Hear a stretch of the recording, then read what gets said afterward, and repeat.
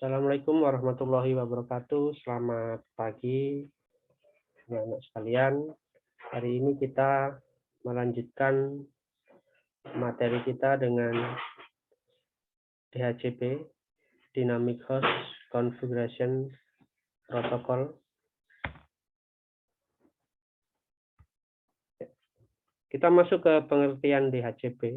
Jadi DHCP atau Dynamic Host Configuration Protocol adalah layanan yang digunakan untuk memberikan IP address secara otomatis dari pemberi atau yang disebut dengan DHCP server kepada penerima atau DHCP klien, sehingga klien yang terhubung ke server tidak perlu lagi untuk mengatur IP address. Baik, Pak Guru akan jelaskan sedikit di sini maksud dari DHCP ini. Ya, biasanya kalau kita mau menghubungkan dua buah komputer supaya terhubung, maka dua-duanya harus punya IP address. Dua-duanya harus diatur IP-nya. Cuman dengan adanya DHCP, maka cukup satu saja yang diatur. Nanti yang satu dia akan mengikuti, ya, dia akan menerima secara otomatis. Nah, jadi kayak seperti minggu lalu kita menghubungkan dua buah komputer, yang satu Debian, yang satu Windows, maka dua-duanya harus diatur IP. Tapi kalau ini nanti cukup Debian-nya yang saja yang diatur, Windows-nya nanti akan diberikan secara otomatis.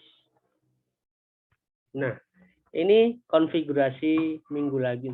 Ya, dia ada server Debian, ada klien Windows. Jadi di situ server Debian-nya diatur 10.10.10.1, klien Windows-nya 10.10.2. Ini dua-duanya diatur. Tetapi untuk DHCP server, maka nanti klien ini akan diberikan oleh si server. Sehingga di klien tidak perlu mengatur IP address. Ya, sekali lagi, di klien tidak perlu mengatur IP address. Nah, kemudian kita mau lihat apa sih fungsi DHCP itu sendiri. Yaitu tadi yang pertama, mendistribusikan IP address secara otomatis kepada klien yang terhubung dengan jaringan komputer. Ya, jadi kalau ada klien, dia terhubung otomatis dikasih IP address. Jadi klien tersebut tanpa harus mengatur IP. Kemudian yang kedua, DHCP akan memberikan kemudahan bagi seorang network administrator, bagi seperti kita, dalam mengelola jaringan komputer. Karena alokasi IP dapat ditentukan secara otomatis dan dalam satu kali kerja. Jadi misalnya kita menghubungkan ada 100 komputer, tidak perlu kita mengisi satu persatu IP-nya. Cukup satu saja, nanti yang 99 akan terisi secara otomatis. Kemudian DHCP server, selain bisa memberikan IP address secara dinamik atau otomatis, juga bisa memberikan IP address secara statis kepada klien yang terhubung ke jaringan komputer. Maksudnya, selain dia otomatis, kita ngatur secara statik atau secara langsung pun bisa. Ya, jadi tidak harus diberikan secara otomatis. Kemudian yang terakhir, DHCP memberikan kemudian dalam proses komunikasi data antar komputer karena kendalinya terpusat sehingga memudahkan komunikasi data. Kita lihat kelebihan dari DHCP. Ya, DHCP menyediakan alamat IP secara dinamis dan konfigurasi lain. DHCP ini didesain untuk melayani network yang besar dan konfigurasi TCP/IP yang kompleks. Ya, itu yang saya sebutkan bahwa kalau kita mengelola banyak komputer, tidak perlu kita mengatur IP satu persatu. Begitu juga contohnya, misalnya HP Anda. Ya, HP Anda connect dengan jaringan Telkomsel. Anda mengaktifkan paket data. Ya. Sebenarnya secara tidak langsung HP Anda kan terhubung dengan jaringan. Otomatis HP Anda akan memiliki IP address. Nah, Tapi selama ini kan Anda tidak pernah mengatur IP address. Terus IP address-nya dari mana? Itulah yang diberikan secara otomatis oleh jaringan seluler tersebut. Kemudian yang kedua, tidak perlu memberikan atau mengkonfigurasi alamat IP kepada klien satu persatu. Ini tadi yang saya sebutkan. Mencegah terjadinya IP konflik yang sering terjadi pada suatu jaringan. Apa itu IP konflik? IP konflik adalah memasukkan IP yang double. Ya, misalnya komputer A dengan komputer B, karena kita lupa, kalau kita masukkan satu persatu, bisa saja nanti komputernya memiliki IP yang sama. Padahal aturannya dalam satu jaringan tidak boleh ada IP yang sama. Karena ini akan dicegah dengan memberikan secara otomatis sehingga tidak ada lagi nanti IP yang sama. Ya. Kemudian yang terakhir, DHCP memungkinkan suatu klien menggunakan IP yang reusable. Artinya apa? Ketika IP tersebut bisa dipakai oleh klien yang lain jika klien yang punya IP tersebut tidak sedang menggunakan. Artinya, misalnya kita atur IP 10.10.10.2 ke komputer A, tetapi komputer A tidak aktif. Maka ketika komputer B masuk, maka dapat menggunakan IP tersebut. Nah, tetapi kekurangannya DHCP adalah semua pemberian nomor IP address tergantung pada server. Jadi, jika server mati atau off, maka semua komputer klien akan terkena dampaknya. Ya, juga seperti disconnect dan tidak saling terhubung. Jadi, memang kendali pusatnya ada di server. Jadi, misalnya ada 100 komputer, ya satunya server, maka server harus selalu on. Kalau servernya mati, maka yang lain akan tidak terhubung. Kemudian yang kedua, kekurangannya adalah tidak adanya otorasi atau pembuktian keaslian selama komunikasi antara DHCP server dan DHCP klien. Sehingga DHCP server tidak mengetahui jika ada DHCP klien yang tidak sah dalam jaringan. Juga DHCP klien tidak mengetahui ada DHCP server yang tidak sah di dalam jaringan. Ini artinya langsung begitu saja diterima. Ya, ini dampaknya ketika IP tersebut ya memiliki kesalahan dalam konfigurasi. Ya, itu tadi untuk DHCP server. Ya.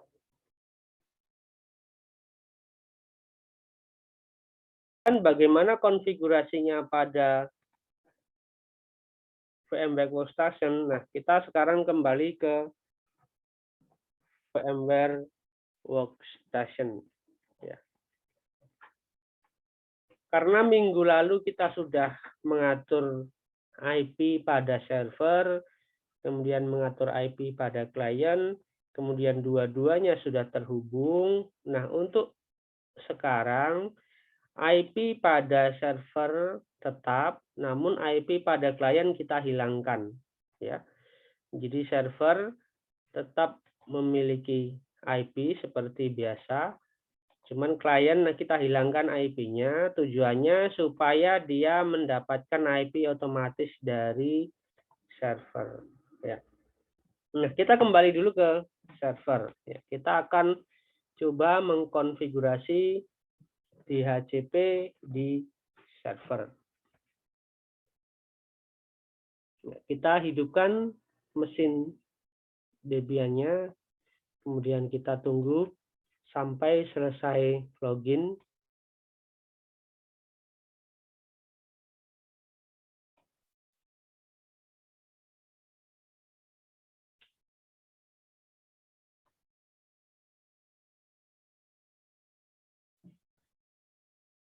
Kemudian kita login seperti biasa. Ya. Setelah kita login, langkah pertama untuk mengkonfigurasi DHCP server adalah menambahkan DVD, ya, karena DHCP server itu nanti diinstal berdasarkan paket yang dibawa pada sistem operasi Debian. Nah, paket ini kebetulan ada di CD atau DVD 2. Nah, kemarin kita menginstal menggunakan DVD 1. Maka kita harus menambahkan, caranya adalah mengetikkan perintah apt-min cd-rom spasi add. Kemudian enter. Kemudian setelah muncul tulisan first insert a disk, kita masukkan di sini. Ya, caranya adalah menekan icon CD di sebelah kanan bawah, klik kanan, setting.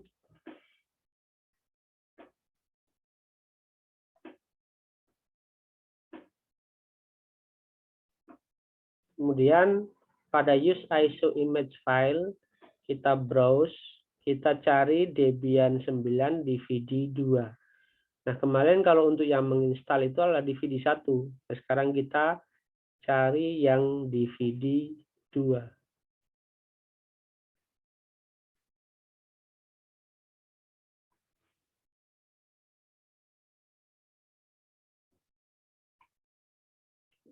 Ini Debian 9 DVD 2. Kita pilih, kemudian open. Kemudian setelah itu kita klik OK. Kemudian perintah ini kita klik yes.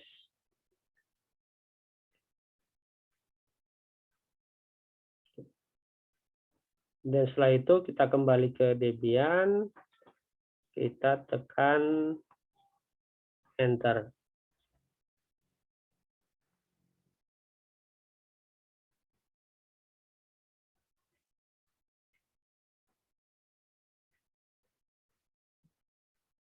Ya, kalau sudah kita tambahkan, kita harus mengupdate repositorinya. Caranya adalah dengan perintah apt-min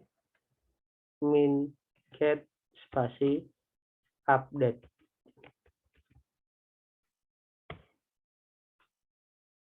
Ya, sudah. Kemudian perintah ketiga adalah menginstal paket DHCP. Perintahnya adalah apt-min get install spasi isc-min dhcp-min server. Ini adalah paket DHCP, namanya adalah isc dhcp server. Jadi apt-min get spasi install spasi isc-min dhcp-min server. Kemudian kita enter. Ada perintah tekan Y, kemudian enter.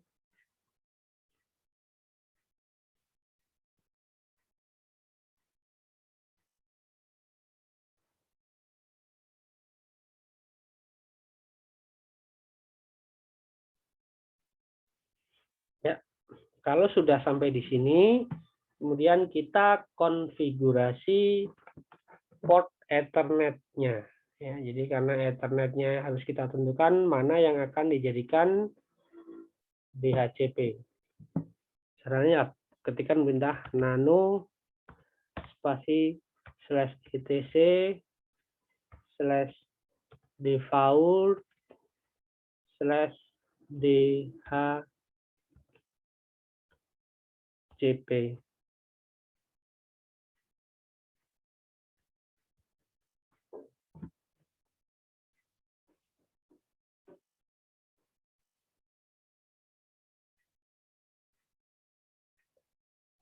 Maaf, saya ulangi. Nano /etc /default /isc min dhcp min server. Kemudian pada interface version 4, ya, dalam tanda petiknya kita isikan dengan ENS33. ENS33 ini adalah port Ethernet yang kemarin kita berikan IP address.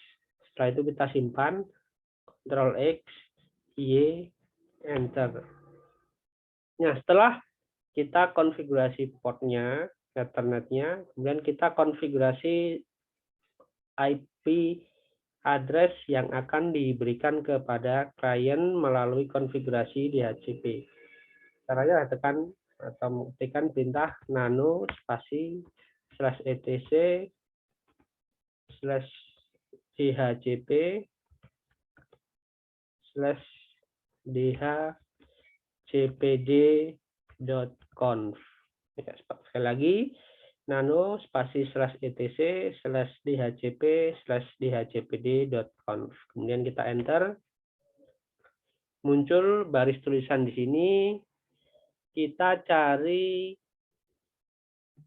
kata-kata as likely different configuration. Ya, di sini ada kata-kata as likely different configuration.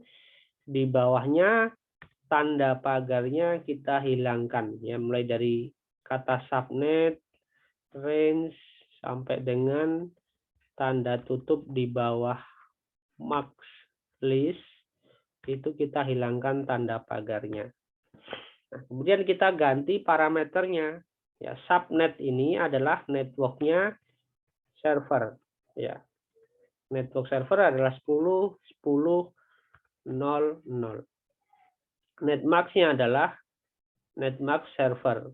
Ya, 255.255.192.0.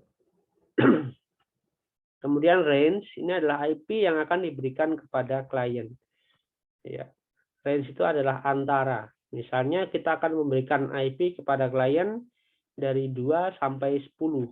Berarti kita berikan 10, 10, 1, 2. Karena 1 sudah dipakai oleh server.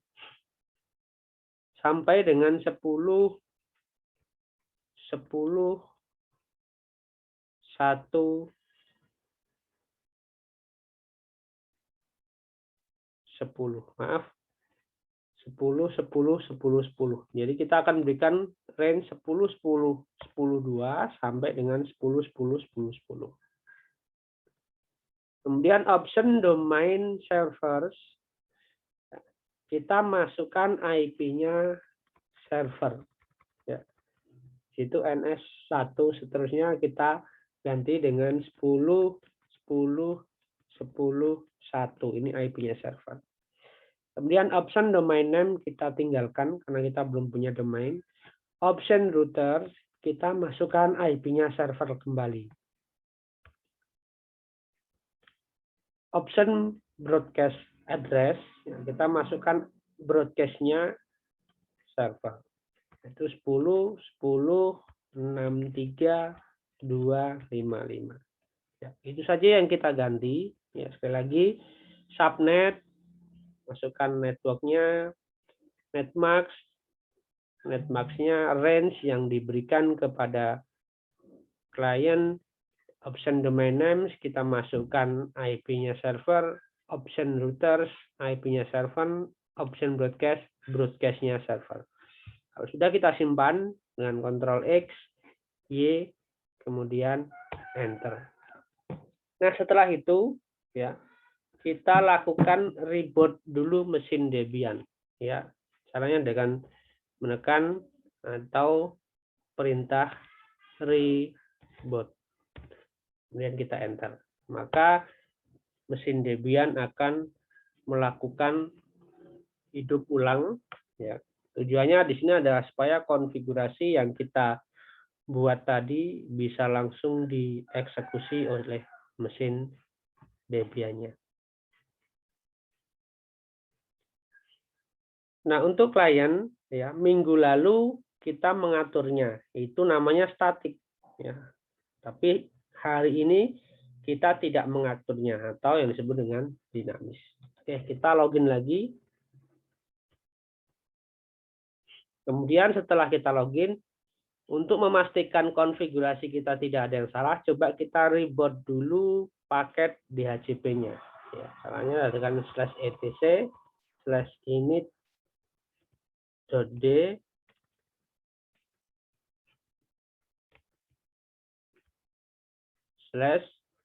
/isc min DHCP min server spasi restart. Ya. Kalau dia sudah oke, maka berarti konfigurasi DHCP kita sudah berhasil. Tetapi kalau ada valid, ya kemungkinan yang tadi kita isikan ada kesalahan. Ya, nanti silahkan direview kembali. Artinya apa? Sampai di sini konfigurasi DHCP kita sudah berhasil.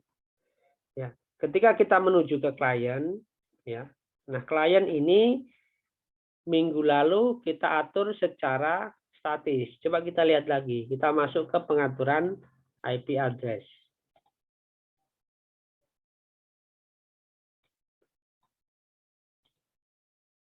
Caranya di sini adalah dengan mengeceknya apakah ini DHCP client atau static.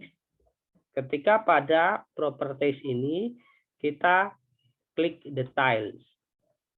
Nah, pada details di sini kita cari DHCP enable. Kalau DHCP enable-nya no, artinya komputer ini, klien ini IP-nya secara statis atau diatur manual. Tetapi kalau IP-nya diberikan secara otomatis, maka DHCP enable-nya yes. Berarti bagaimana? Kita masuk ke properties lagi.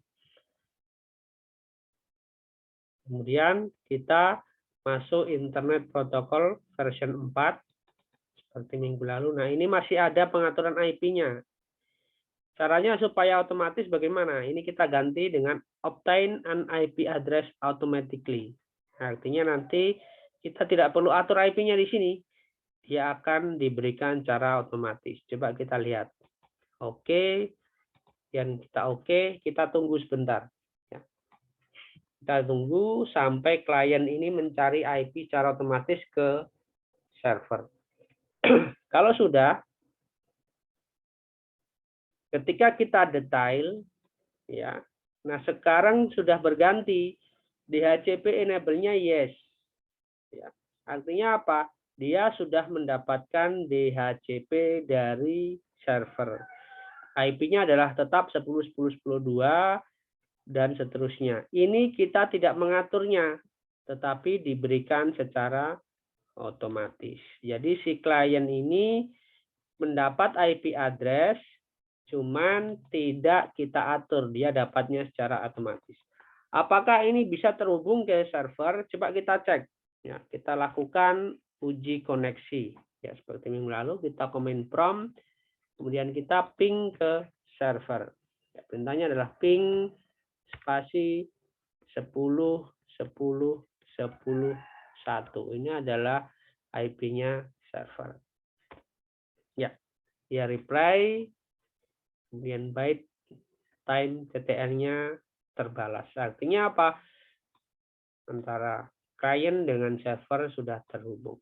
Ya, itulah tadi pengaturan DHCP server di Debian 9. Baik, sekian untuk materi DHCP server. Pak Guru akhiri share screen-nya.